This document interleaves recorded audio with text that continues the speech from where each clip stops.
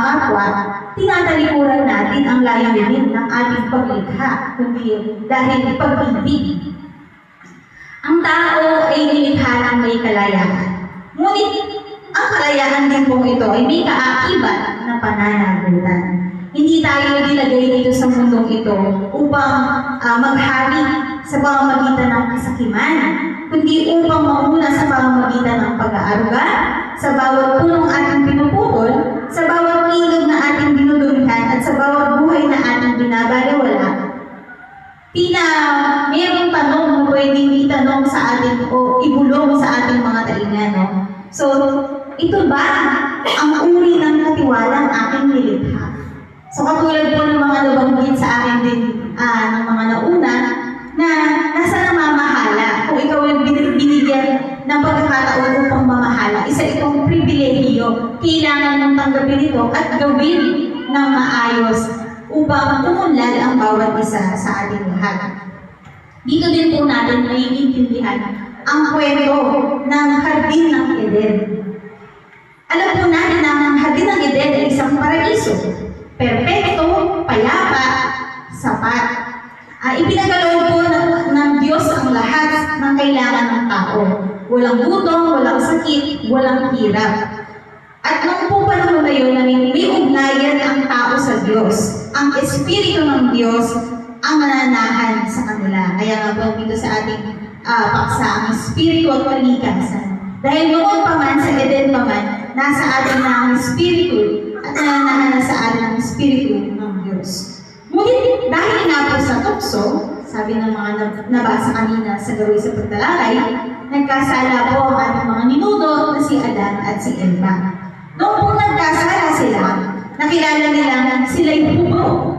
Hindi lamang sa katawan, kundi sa Espiritu. Naputol ang ganap na ugnayan sa Diyos at ang kaligtasan ay hindi na naging garantiya. So, pinaalis po sila, no?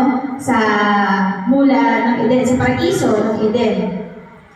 Dito na pumasok na nagbago na ang kalagayan ng tao. Ang lalaki, kailangan na po niyang magtrabaho ng mabigat upang buhayin ang kanyang mga pamilya. At ang babae, nagkaroon naman siya ng pagkakataon na magdalang tao at dumanas ng mga kasakiman. Dito rin po papasok ang tanong ng mga marami sa atin. Kung pag-ibig ang Diyos, bakit kailangan maghirap ng tao? Bakit kailangan pagbayaran ang kasalanan? Lagi po sinasabi ng mga banal na bantlayan, hindi nais ng Panginoon na magdusa ang tao. Sino pa ba sa atin na kapag nagdusa tayo, tinatanong natin, o Diyos ko, bakit? Bakit po ako? Ganun pa ba tayo? Sana po hindi na, no? Dahil ang pagdurusa ay naging daan ng pagkatuto. Ang Eden ay lugar ng kaloob at ang mundong ito ay lugar ng pagkatuto. Napaalis man ang tao sa paraiso, hindi ito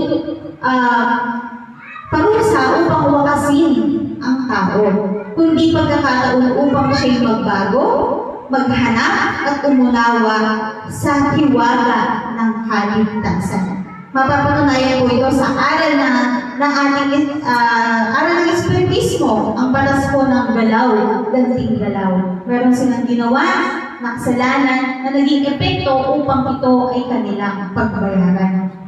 Alam po ng Diyos na may mga kasalanan ng tao, ngunit hindi po siya tumigil sa pagmamahal sa atin. Sa halip, sinugo po niya ang kanyang bugtong na anak upang iligtas ang sanlibutan. Ipinakita niya na ang kanyang pag-ibig ay walang hanggan sa atin. Kaya po, minsan din, ito po naaalala ko kasi sa mga bumababang banal, mga natatanong po nila. So, ang bawat isa ba sa atin, nakikilala niyang mahal tayo ng Diyos? Alam ba natin na mahal tayo ng Diyos? Tapos, meron na bang isa sa atin na naramdaman niyang hindi tayo mahal ng Diyos? So, sana naman po na nandito tayo. Sa mga nandito, hindi na po natin naiisip o nararamdaman na parang wala ang Diyos. Parang hindi tayo mahal ng Diyos dahil mahal po niya tayo. Ang Diyos ay pag-ibig. Ang aking pong laging sinasabi, no? Ang Diyos ay pag-ibig. At ang kanyang pag-ibig ay nahayag sa pamamagitan ng kanyang bugtong na anak, si Jesucristo. Gaya ng sinasabi po sa unang 1, 4, 7 hanggang 14.